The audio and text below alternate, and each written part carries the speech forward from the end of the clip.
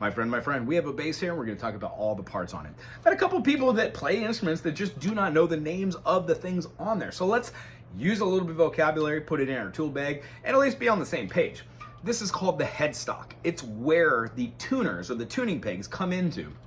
The tuners are a gear mechanism which has one gear one side and one gear on another side A, and when you twist them, it creates a function of tightening the string. Now it's binding the string here and going all the way over the nut, which is generally either bone, sometimes you have metal ones. I've only seen one or two.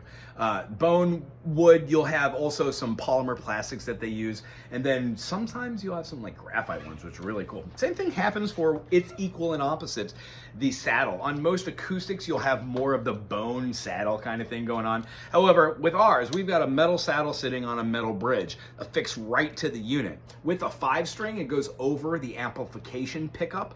Pickup is nothing more than a series of magnets that are strung together, wound with copper, and they have electricity going in and out of them from your 1/4-inch pickup. Our tone knob decides whether you're picking up from one half or the other, or one half or the other, depending on how your own thing is set up. Mine, very simple, jazz bass. I use my hand for a lot of palm muting, fast mechanism chords, and then popping when I want to. If I pop, I put a little treble on it, so I get that high end.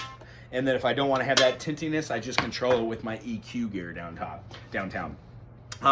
When we take the strings and they go all the way from here all the way to the nut, it's above the fretboard. Now the fretboard sits on top of the neck, and the neck is found by going over the back of the heel here. Now this one is a not defined bolt-on neck with or screw-on neck, but we call them bolt-on, right over the top of here. Sometimes bass have strings that go right through the middle. Mine just go right up through the end. Sometimes you have strings that have tuners that are fine on here, which you can fine tune yourself rather than doing a harmonic test to fine tune yourself. Otherwise, my little black Zappa here has been one of the best basses I have ever had. I got it through a band where I was playing fish music, and it served perfectly for that type of music. So the long and short of it is, this is my fallback bass. I dig it, and I hope you dig bass too. Another couple things I would do is put a pick guard on here if you have a tendency to scratch your surface, so you keep the enamel and the lacquer and everything on this pretty cool. And then strap locks are a must for anybody who's playing out. You never want to drop your instrument, whether on or off stage or even in practice.